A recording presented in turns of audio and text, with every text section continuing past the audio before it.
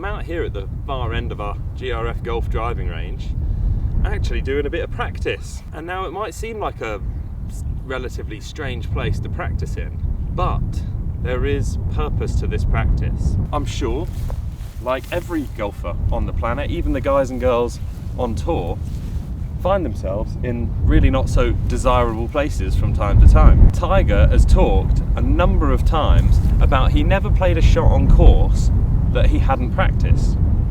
Now, if you actually think about that and think about all the incredible shots we've seen Tiger play, with his leg up on the edge of a bunker, doing something magical, smashing 3 woods with heavy slice spin to get it round the tree onto that green and make birdie from there. He's done some absolutely outrageous things from some outrageous places. But when you think about what he actually says, is that he has never played a shot, or tends to not play shots on the course that he's never practiced. What's that telling us? He must have spent thousands of hours in places like this. And look, Tiger is not, although, yeah, of course, one of the greatest players to ever do it. It's not just about him and the way he does it. We need to find our own way of developing our golf game. We'd all love to just go fairway, green, regulation, 1 or 2 putts, thanks very much, you're on for a fantastic score. But for the vast majority of us, we are going to hit some wayward shots. Absolutely, of course we are. It's part of the game. So, how many of you have actually thought about practicing getting out of those tricky situations that will, let's face it, find ourselves in fairly often? We can go to the driving range and kind of lose the sense of the game of golf, if you like, because yes, there's about full swing and controlling that ball flight, but actually, especially for the higher handicappers, playing to your handicap or even below it is probably not about making lots and lots of pars and birdies. It's actually about keeping the higher numbers off the scorecard, the 8s, the 9s and the dreaded double figures. So, how do we keep those big scores off the scorecard? It's probably partly through practice, and effective practice, meaningful practice, representative practice. And if you tend to find yourself in some questionable spots on the golf course that the greenkeepers haven't touched since the mid-70s, I would encourage you to go and find some of those places and practice from it. Work out how this club, or any other club that you choose to use, is going to need to be delivered and interacting with the environment, and by that I mean the ball but also the grass, because let's face it, grass like this, you are going to be taking some of it. Hi guys, we're going back to Turkey, to the glorious Serenity Resort. It's a 5-star golf resort and we're there in April from the 21st to the 24th. It's 4 days of coaching and playing with myself and Fars and one of the GRF staff, and 5 nights at the fantastic Serenity 5-star resort. If, like me, you're fancying a bit of guaranteed sun, be sure to join us, but be quick because there's 1 space left and we hope to see you join the group. I'm not here to tell you how to play a golf shot out of knee-high rough. I'm here to encourage you to go and figure it out for yourself, essentially, the same way as you kind of figured out other things in your life through experimentation and, critically, feedback. And feedback is just, in this case, outcome, really. Now, it all depends on lie, really. If you were sat up right on the top of the grass, actually, you might be able to get bat on ball relatively easily. So I've just placed my ball down, sitting up on the top of some grass, and let's see, can I get an unencumbered bat on ball with no grass wrapping around my club ahead of it? Yes, I can. All that grass that you can see on my club there, that was after the ball.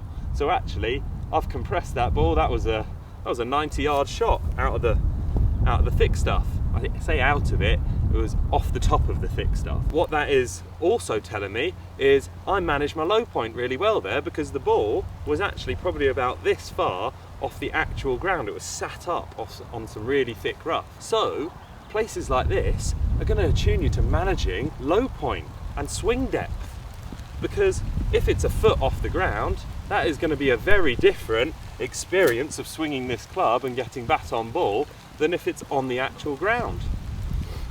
Your body is going to naturally adapt to your intention. So play around with different intentions, i.e. right into the rough, sat on the ground, or ball sat up a bit. Now I'm going to play one where the ball really is right down nestled in there. It is thick. There is so much grass behind this ball.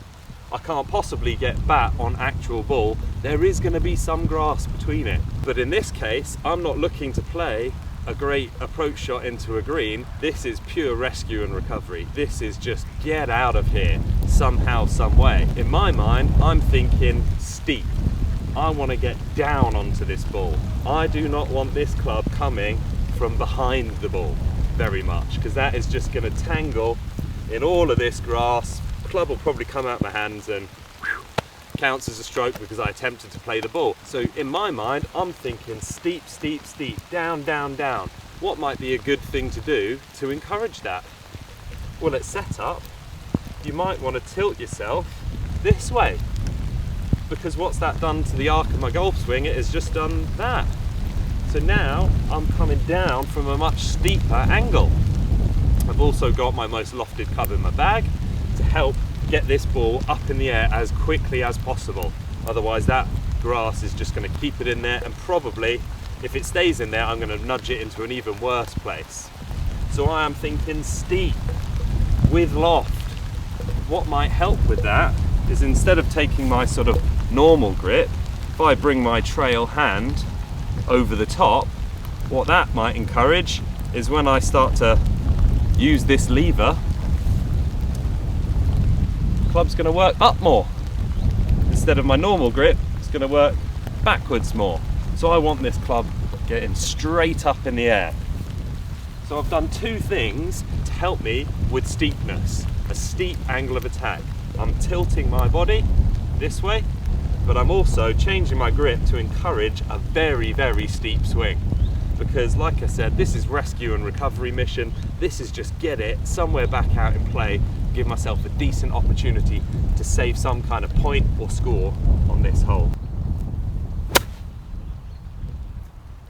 Nice, perfect. As you can see, lots of grass behind that ball. I have actually pitched it out nicely, 20 yards, pretty much exactly. Great result for me. Now I've got a chance at getting on.